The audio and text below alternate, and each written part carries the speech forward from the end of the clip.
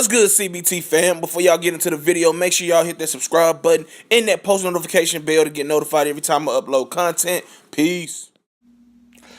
What's good, YouTube? It is your boy Big Cool coming to you from Colossal Boxing Talk. Colossal Boxing Talk is associated with Three Kings Boxing under the movement umbrella, and I am back. It's gonna be a busy day for uploads with me. First up, Abel Sanchez feels that Gennady Golovkin's power would have been the difference against Bernard the Executioner Hopkins if they would have fought.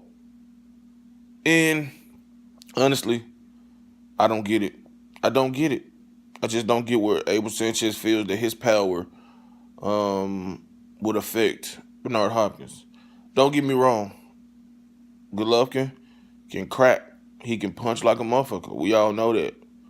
But Bernard Hopkins showed over the course of his 25 plus year long career that he has a granite chin. Has he been knocked down a couple times? Yes. Only once knocked out, and that was against Joe Smith Jr. And that was when Bernard Hopkins was 52 years old, or 50, last fight of his career. So that chin and that punch resistance was the last to go. He withstood Sergey the Crusher Kovalev at the age of 48, 49. He got dropped in that fight. But other than that, he was able to see the whole 12 rounds. Yes, he got thoroughly outboxed and outfought in that fight. But if he could withstand and stand up to the power of a Kovalev at age 48 or 49, what the hell makes you think he couldn't stand up to Golovkin's power at age 30, 31, 32, whatever age this fight would have fucking, happened I just think Abel Sanchez needs to shut the fuck up. And this is not where I'm saying, well, Gennady Golovkin can't beat Bernard Hopkins. I'm not saying that. Although I would favor Bernard Hopkins. He's crafty. He's experienced. I mean, he's just a throwback fighter that can beat you on in so many different ways, mentally. You know what I'm saying? Psychologically. You know what I'm saying? He would neutralize your power, your speed, your timing. You know, he was rough. He was dirty. He could fight on the inside. You know, he was just one of those throwback, skillful, all-time great fighters, And Gennady Golovkin is a great fighter. His precision, his accuracy, his body work, his jab, his right hand, the way he cuts off the ring, his fundamentals are top-notch. There's nobody questioning that. But to say that his power would be the difference versus Bernard Hopkins if they fought both guys in their prime is fucking crazy. Roy Jones, arguably the most physically gifted fighter to ever lace up a pair of gloves, my all-time favorite fighter, wasn't able to stop Bernard Hopkins. Wasn't. He was able to outbox him. He bewildered him with his hand speed, his athletic ability, his combination punching, his fast feet, his overall athleticism. But he wasn't able to stop him. And Roy Jones, we all know, knocked motherfuckers out. Broke ribs, So, for Abel Sanchez to say that is laughable, you know what I'm saying? Because you just completely discredited what you've seen over the career of Bernard Hopkins. You basically saying that Gennady Golovkin would be the one to stop a prime Bernard Hopkins. Hell, a fresh and prime Jermaine Taylor, who was a real good fighter in his prime, wasn't able to fucking hurt Bernard Hopkins. And I'm not saying that Jermaine Taylor's some monstrous puncher, but still, he wasn't even able to bother him. And he had a solid punch on him. And I go back to Roy Jones. Roy Jones could crack. He wasn't able to. Felix Trinidad could crack. He wasn't able to fucking buzz Bernard Hopkins. And yeah, Felix Trinidad was naturally a 147-pounder, but he could punch at 154. I'm pretty sure he could punch at middleweight.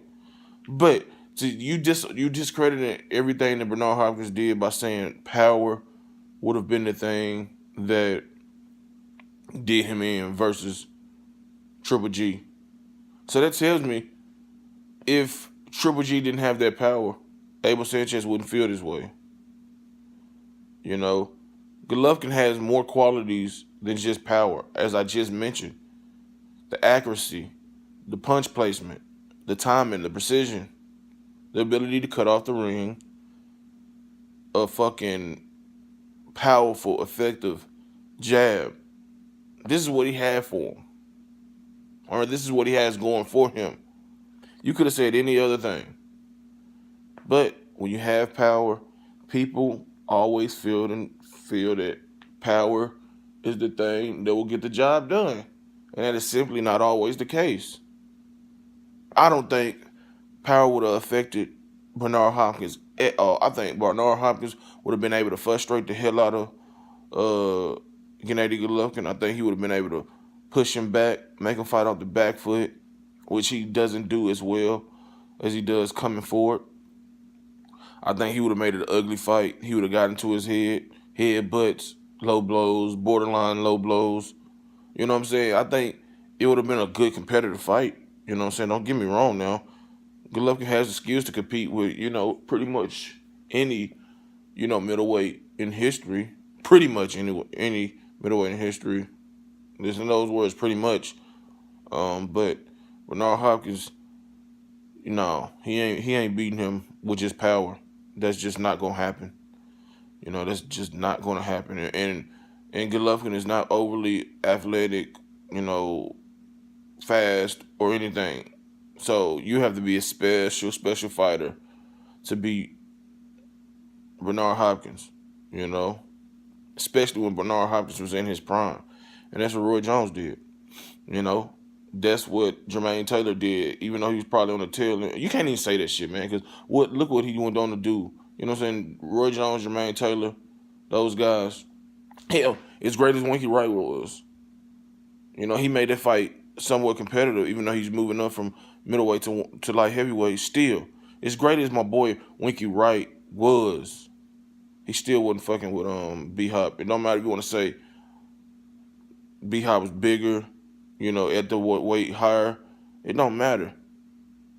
Great fighters, tend to be able to make things happen, even when they're at a disadvantage. And Winky Wright, one of my favorite fighters, one of the greatest defensive fighters in the history of boxing, and he wasn't able to fuck with Bhop. So hell no, power wouldn't have been the difference in a matchup between Gennady Golovkin and Bernard Hopkins. If you like this video, do what I told you to do in the beginning. Drop a comment in the comment section below, giving me your thoughts. Head over to Facebook, smack that like button on the Colossal Boxing Talk Facebook page. Follow me on Twitter at ColossalCBT. Shout out to everybody in the movement that's moving with us. Be sure to subscribe to 3kingsboxing.com for your latest and greatest unfiltered and unbiased boxing news reported the way it should be. Until next time, I'm out. Peace.